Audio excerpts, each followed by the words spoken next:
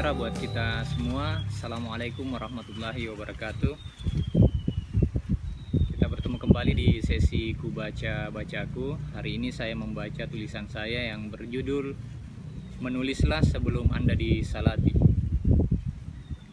Iqra, yang berarti bacalah, dalam surah Al-Alaq ayat 1, merupakan ayat pertama yang diturunkan Allah kepada Rasulullah Muhammad SAW, yang kalau kita baca tafsirnya tertulis bacalah dengan nama Tuhanmu. Bacalah ternyata menjadi prioritas utama Tuhan, bukan tulis. Membaca di mata Tuhan memiliki poin yang lebih tinggi daripada menulis. Membaca merupakan titik awal kehidupan. Dia menjadi titik awal dari segala sesuatu yang dilakukan oleh umat manusia. Membaca tidak harus merangkai huruf menjadi kata, kata menjadi kalimat, dan seterusnya.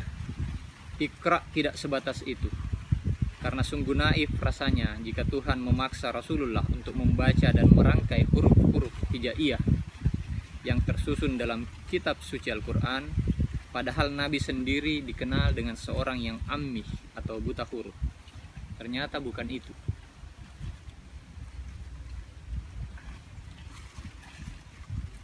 Iqra itu berasal dari kata qara'ah, yang kira-kira bisa dimaknai dengan menghimpun. Artinya perintah Iqra tidak harus terucap dalam bentuk lafaz baca.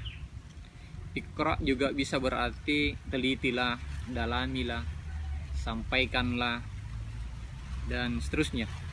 Artinya Iqra dapat dilakukan oleh seluruh panca indera kita. Bahkan indera keenam pun bisa melakukan Iqra dengan caranya. Seorang pemimpin biasanya terlahir dari kebiasaan membaca. Sungguh aneh rasanya jika seorang pemimpin tidak doyan membaca.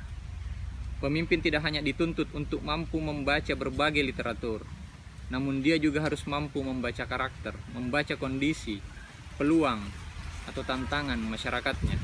Pokoknya, pemimpin harus membaca apa saja dan dengan model apa saja.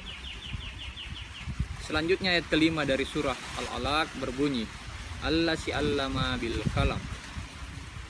Kalam biasanya merupakan representasi sebuah benda yang digunakan untuk membuat sebuah tulisan, atau biasa kita terjemahkan dengan pena, pulpen. Namun jangan membayangkan bagaimana bentuk ukuran pena yang digunakan atau diperintahkan Tuhan untuk menulis wahyu-wahyunya. Karena kalam ternyata bukan itu. Kalam ternyata bukan pensil atau pulpen Tuhan. Kalam ternyata merupakan sebuah pesan singkat dari Tuhan akan pentingnya menulis. Jika Iqra merupakan awal kehidupan, maka kalam menurut saya adalah simbol dari kehidupan itu sendiri. Simbol tersebutlah yang selanjutnya menceritakan sesuatu yang telah terjadi, bahkan yang telah hilang berabad-abad yang lalu. Tidak seperti Iqra yang secara tegas memaksa manusia untuk membaca. Kalam justru dibuat halus untuk menggantikan pesan Tuhan, agar sebaiknya seluruh manusia juga melanjutkan bacaannya dengan membuat resume kesimpulan tertulis. Resume itulah yang selanjutnya menjadi bahan literatur bagi pembaca-pembaca di peradaban-peradaban selanjutnya. Seorang teman pernah berkata, saya ingin sekali menulis, namun saya masih takut terhadap respon yang mungkin diberikan oleh pembaca. Rekan yang lain pernah juga berucap, saya telah membaca banyak artikel, namun hanya sedikit dari artikel itu yang bisa kumengerti. Ternyata menulis dan membaca memang tidak semudah yang kita bayangkan.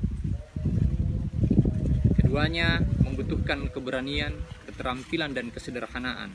Keberanian dibutuhkan setidaknya untuk memulai tulisan itu.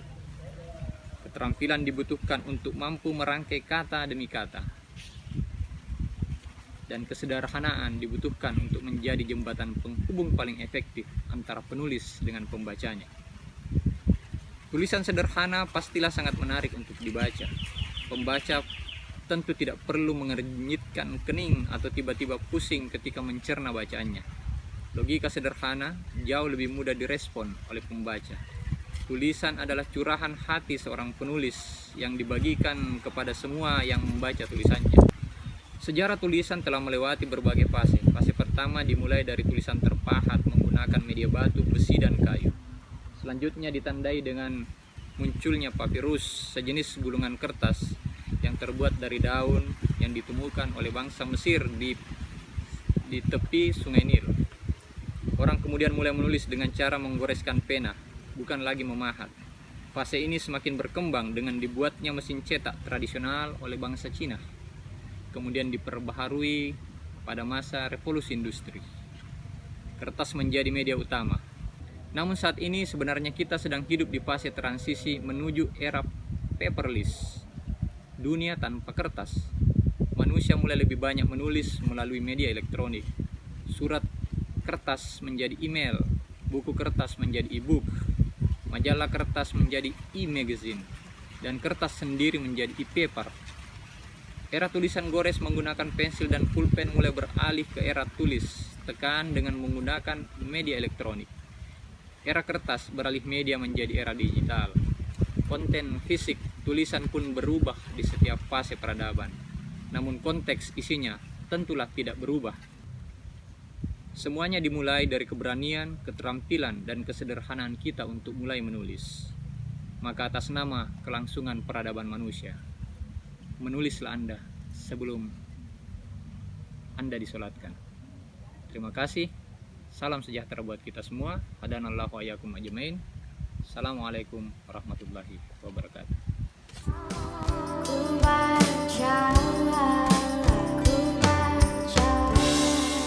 Ku baca